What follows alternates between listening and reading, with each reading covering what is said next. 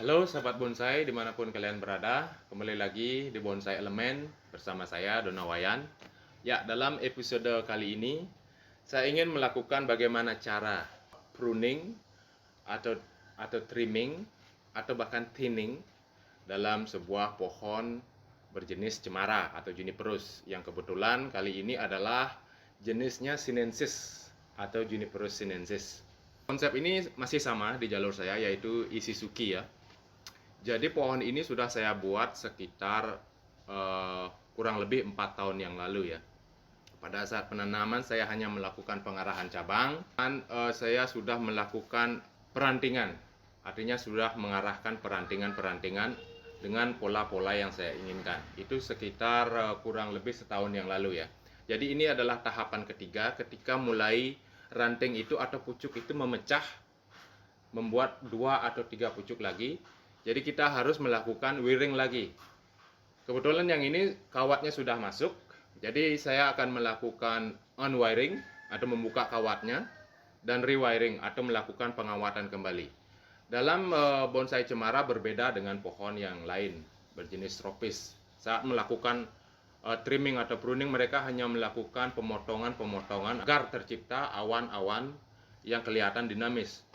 Dengan jenis juniper sangat berbeda, karena melakukan awan-awan itu atau melakukan sap-sap pola itu dilakukan dengan cara pengawatan, bukan cara pemotongan.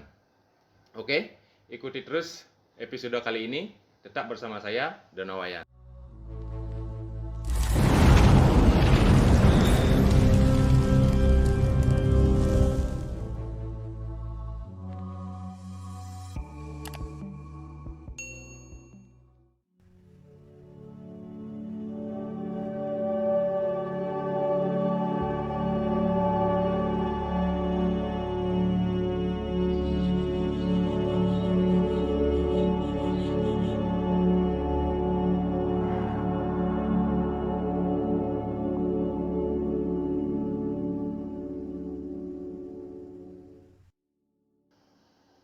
Ya, jadi teman bonsai, bisa kita lihat bagaimana cara untuk melakukan pruning atau thinning, artinya mengurangi volume dari jarum itu sendiri agar mempermudah saat kita melakukan pengawatan ulang ya. Jadi saya akan melakukan pelepasan kawat sambil juga mengurangi daripada pola dari jarum ini agar mendapatkan pucuk-pucuk yang lebih segar yang akan dipakai untuk kedepannya dalam satu pads atau satu tajuk ini ya. Ya, jadi ini adalah satu pucuk awalnya, bisa dilihat, dan sudah mulai mecah menjadi 2. Jadi kita hanya melakukan pengurangan dari jarum-jarum yang sudah tua dan tidak produktif lagi ya. Nah, ini juga adalah shoot yang baru atau pucuk baru. Saya biarkan selama setahun agar lebih berkembang dan lebih kuat ya.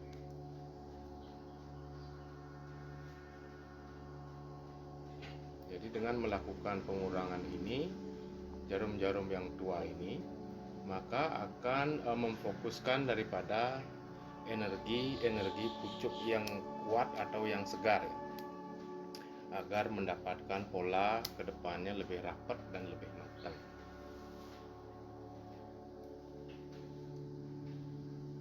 Ya, jadi ini adalah sebuah pucuk yang siap diwiring atau diwiring. Ini awalnya 1, sekarang sudah menjadi 4. Akan terus saya lakukan setiap tahunnya agar membuat pads ini atau pola ini semakin rapat.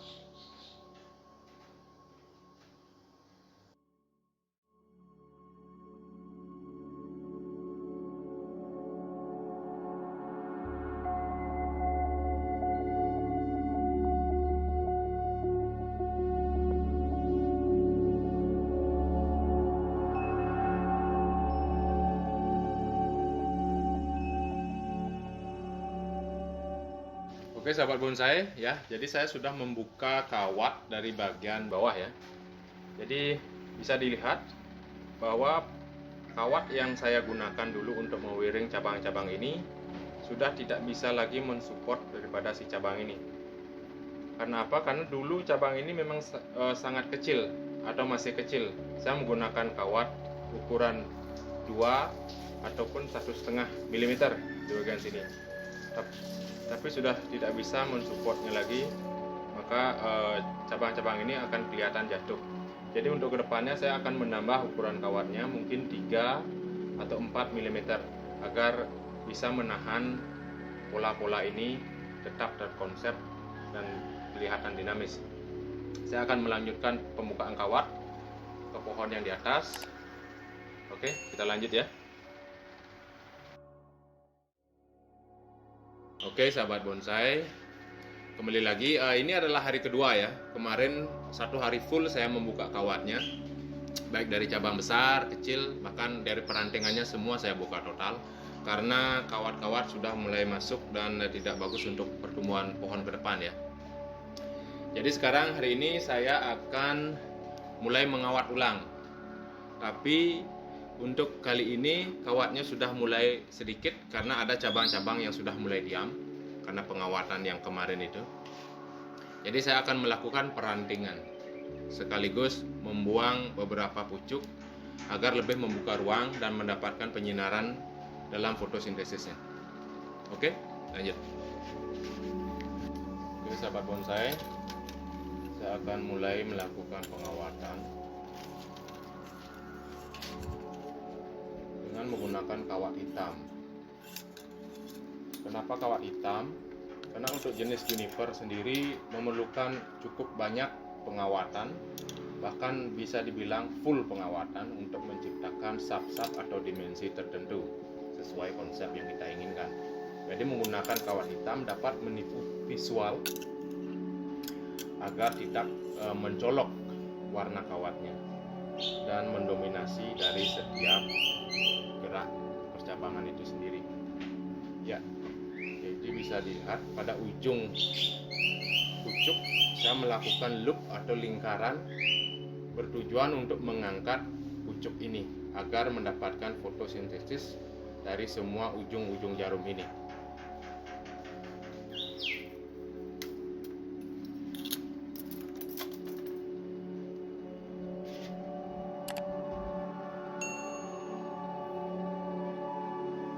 Jenis juniper pengawatannya jangan terlalu ketat ya atau terlalu mengikat, karena pertumbuhan juniper untuk kambium lumayan cepat. Perlukan ukuran kawat yang cukup banyak ya, 4, 3, 2, 1, 1,5 tergantung dari besar kecilnya dari percabangan atau perantingannya itu sendiri. Karena semuanya, setiap pucuk akan dikawat, karena itu akan membuat hasil atau membuka ruang atau membuat dimensi atau sap yang kita inginkan. Jadi setiap pucuk harus dikawat.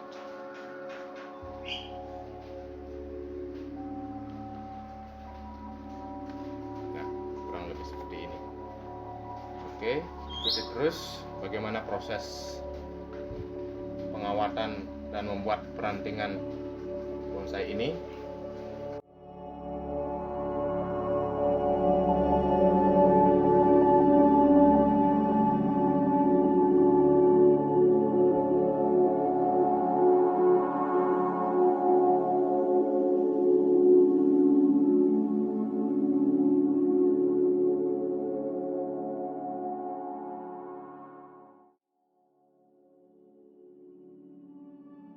Oke sahabat bonsai, saya sudah melakukan pengawatan beberapa batch.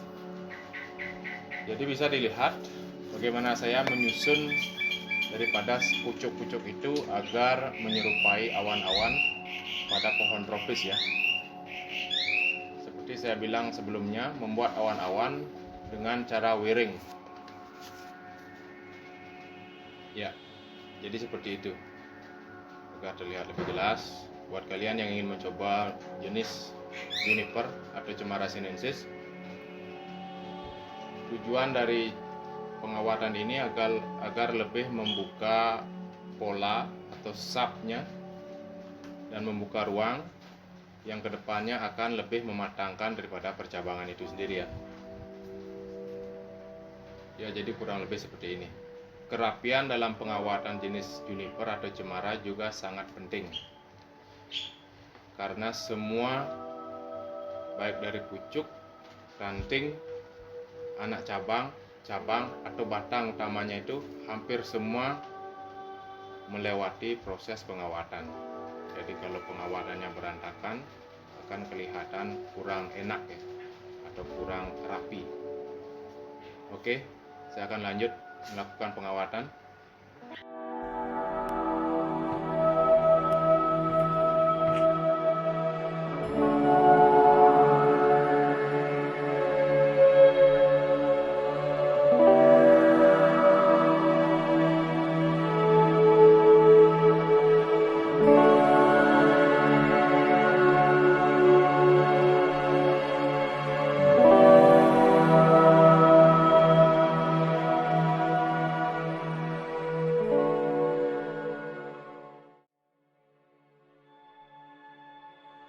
Oke sahabat bonsai, saya berada di akhir segmen ini ya, atau episode ini, dalam melakukan refining bonsai cemara sinensis, masih di dalam jalur Ishizuki atau tumbuh di celak batu.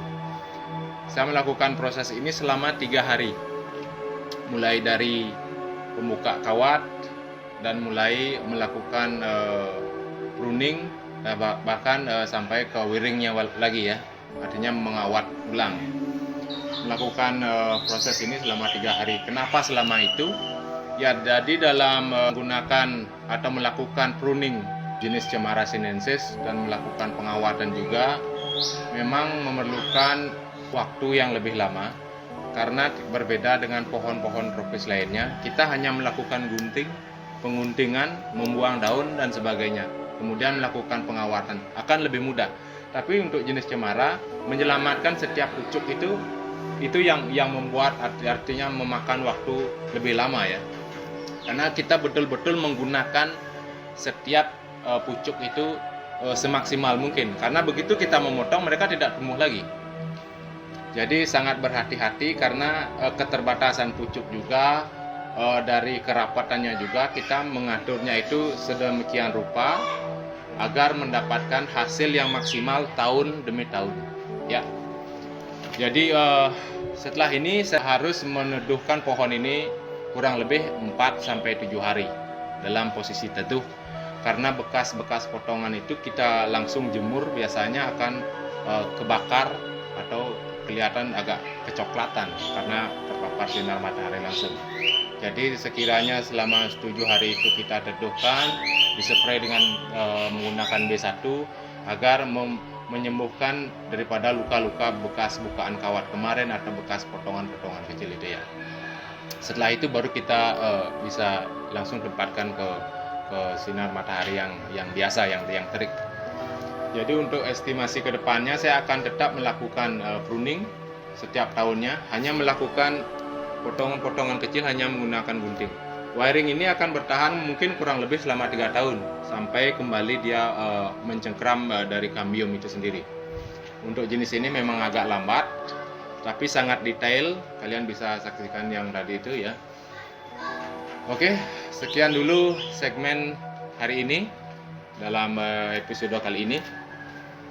Jangan lupa subscribe, komen, notifikasi lonceng juga, bahkan nge-share juga ya, untuk kedepannya agar channel saya ini lebih berkembang. Terima kasih banyak. Bonsai Elemen bersama saya Donawayan.